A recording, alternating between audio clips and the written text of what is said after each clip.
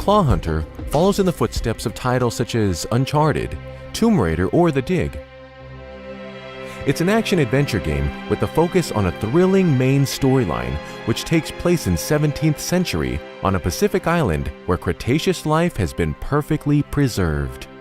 You will get to observe many different kinds of dinosaurs and other prehistoric life, and explore beautiful and rugged vistas of this long-forgotten place. Also, you need to be on the lookout for dinosaurs. They may be a threat, as well as helpful companions. You may learn how to tame them, ride them, or even fly them. But the dinosaurs are not the only danger you may encounter on the island. There are also human enemies, far more insidious than any dinosaur can be. You will have to pit your wit against them. The story will be propelled forward by cinematic scenes, adding to the film atmosphere of the game.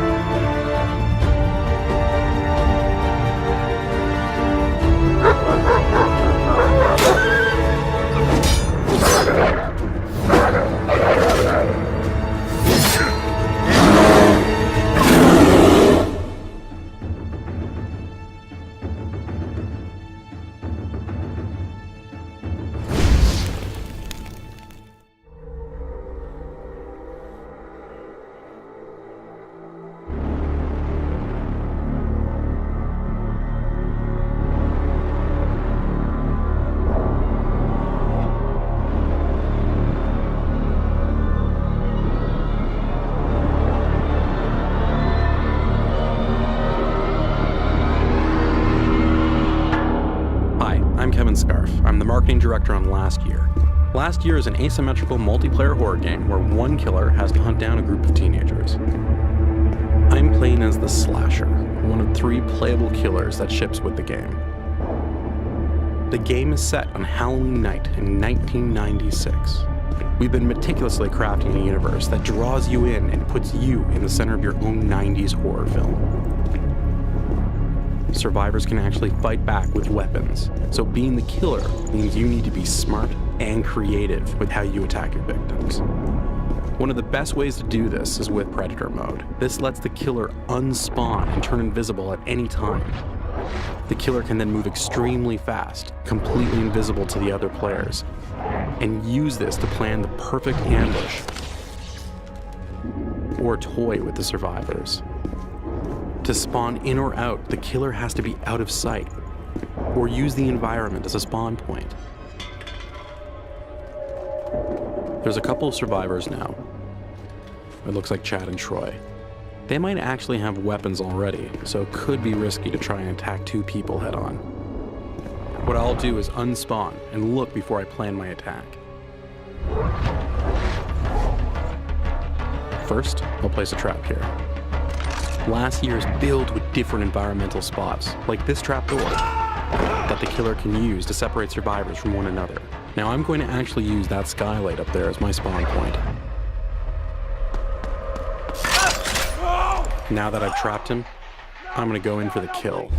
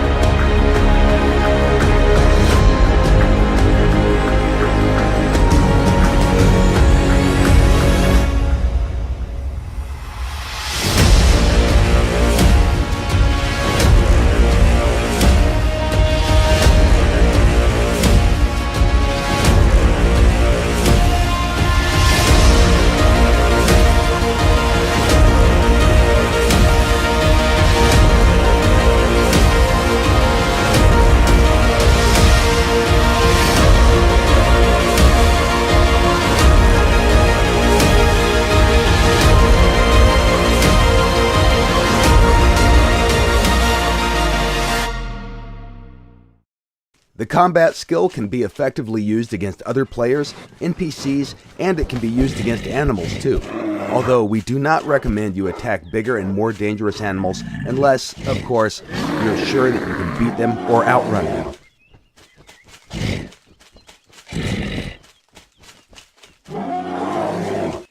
During the combat and the physical condition of his character. Now that you know the basics, let's take a look at how the combat system works in other modern survival games. For this, we created a simulation of the type of unarmed combat that you can find in practically every survival game available on Steam. From what you can see here, the character is constrained at the hip, but you can tilt their upper body and throw random punches toward your opponent. The camera is locked behind the character, it doesn't provide the player with a good overview of the situation. Or if he's more skillful, then he can step in, close the distance, and use a more powerful punch. Combos are special attack combinations that inflict more damage than a normal punch or kick, but they also drain stamina at a faster rate. The best way to use a combo is against a dodge or a block, and if you perform the combo successfully, you'll increase the chance for a knockout. Along with the skill level, the character's attributes will also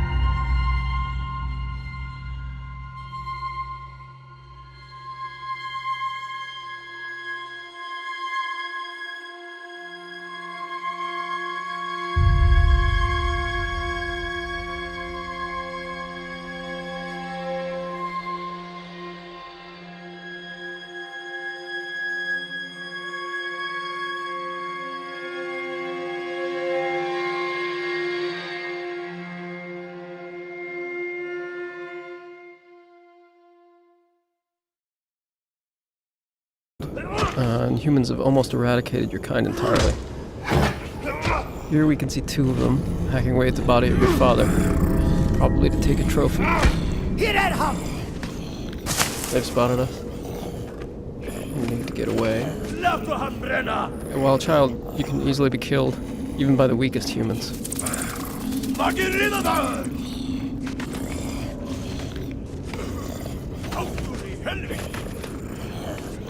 We're trapped on this bridge. Maybe there's an escape route.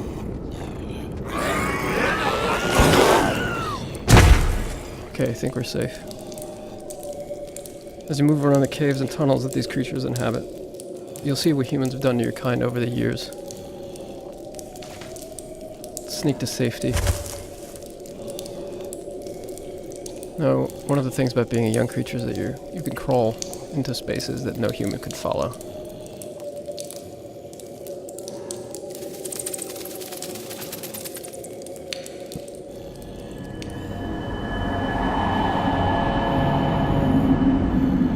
Now this huge cave, with the mysterious tree, is one of the last few places of refuge in the world for creatures like you.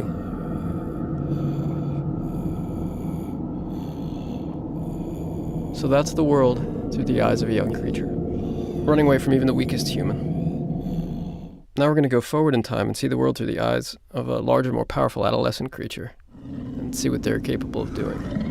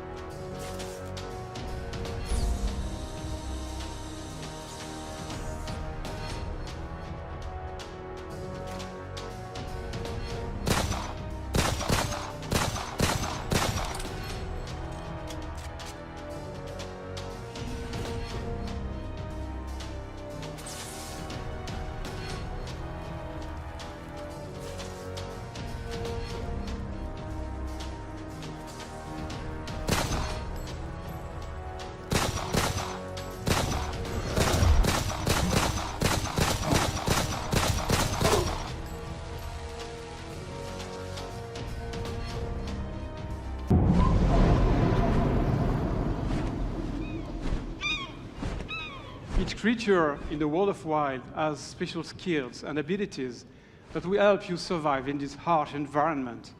This eagle has a very powerful vision, which will help you to spot and catch small creatures, like those snakes over there.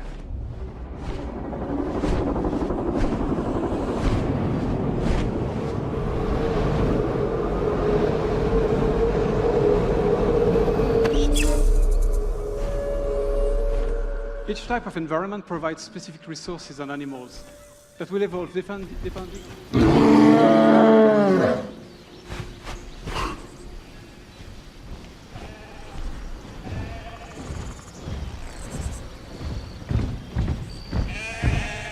The bear is a powerful ally that will help me during challenging combats. It is also a very fast and friendly mount, which is quite handy to travel across the vast and seamless world of wild.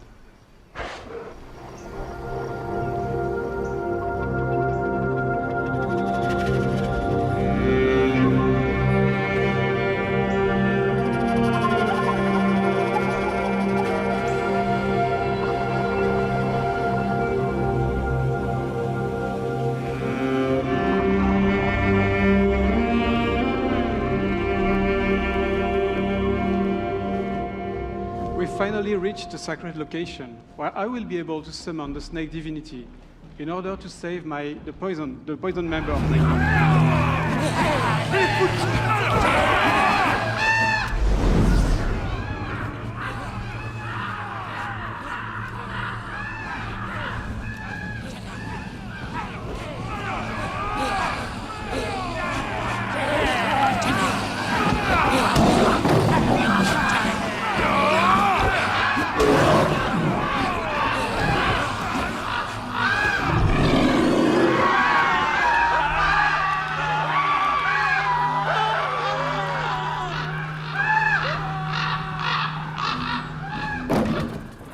Now that the area is safe, I can finally reach the sacred sanctuary. There's a lot of places like that in Wild, and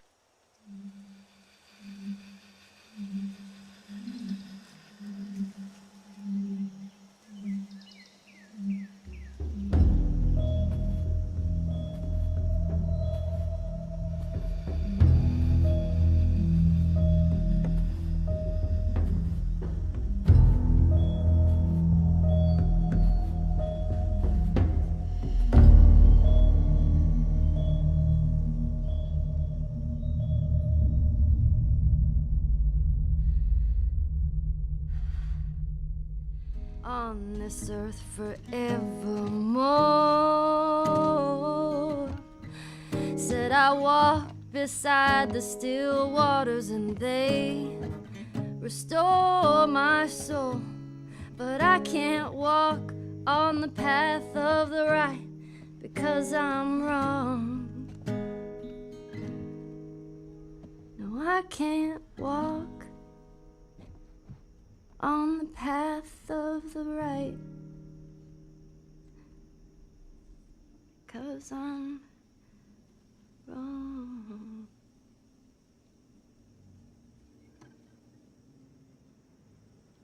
What are you doing, kiddo? You really gonna go through with this?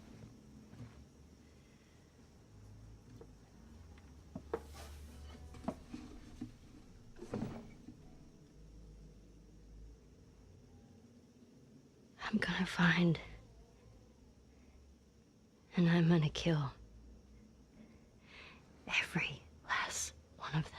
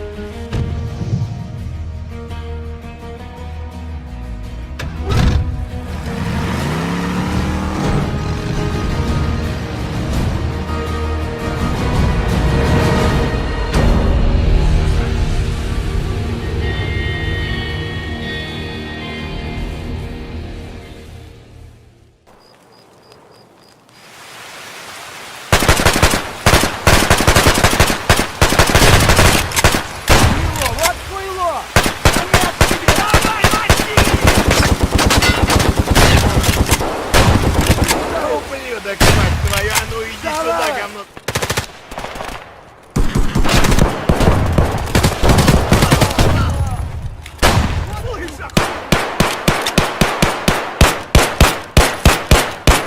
Гений, да!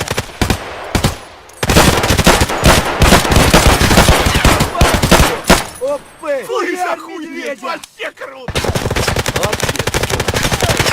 Я, блядь, буду после. Пацаны, я заряжаю! Ад, ты что?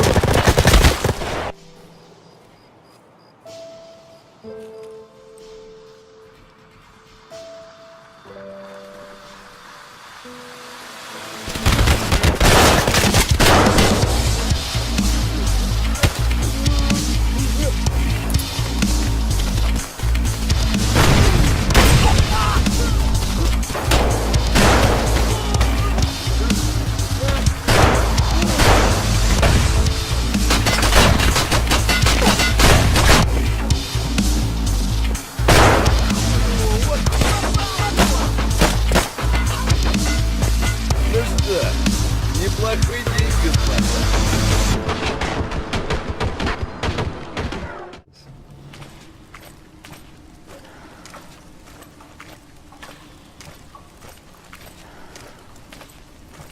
And one of these has been to rely on 3D spatial sound.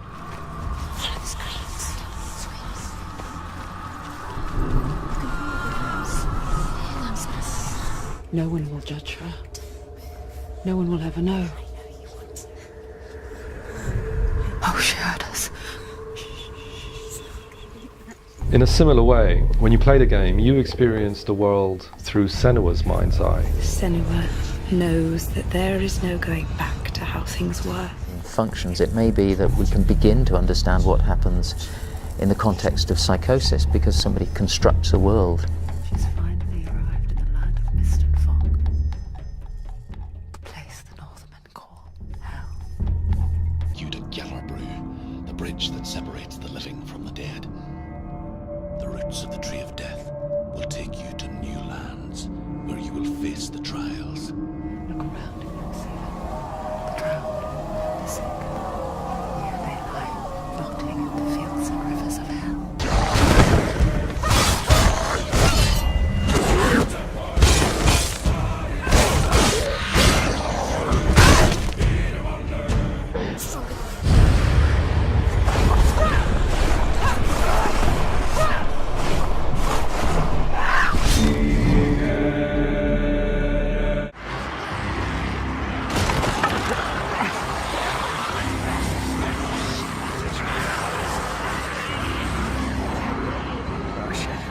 Oh shit!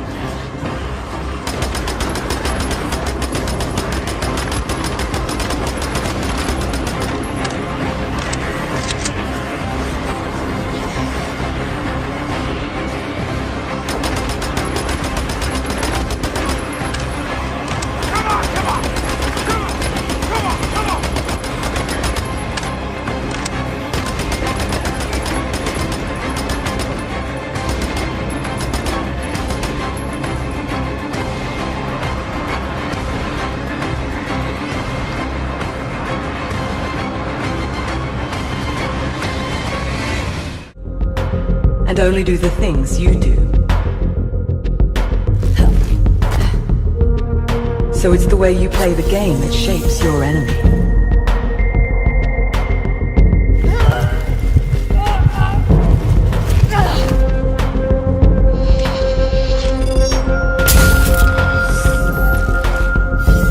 Every interaction, every movement, has consequence. But it's only once your behavior diverges enough from the current echoes, and the palace reboots, that the echoes will be updated. So when the light returns, you'll be facing its newest version of you. Reborn with all the choices you made in the last cycle. They learn from me. They do what I do.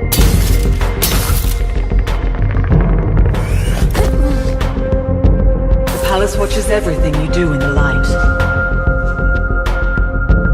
But in the darkness, as it reboots, it is blind. And you are free to act without consequence.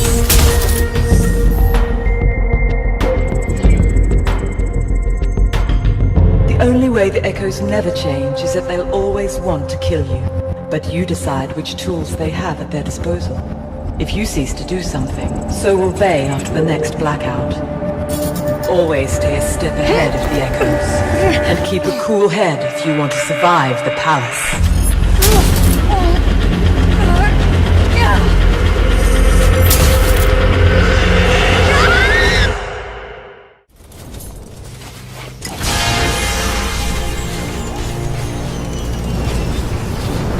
Now build defenses around the power collector, because enemies will attack it when you activate it.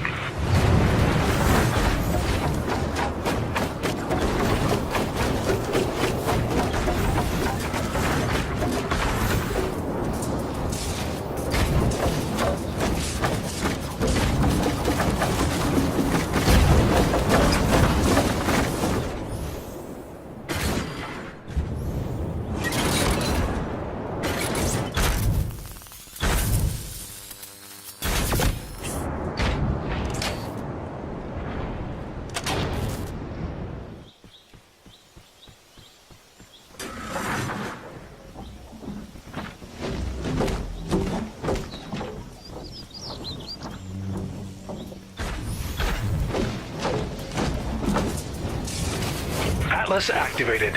Now defend the Atlas until the gate has been closed.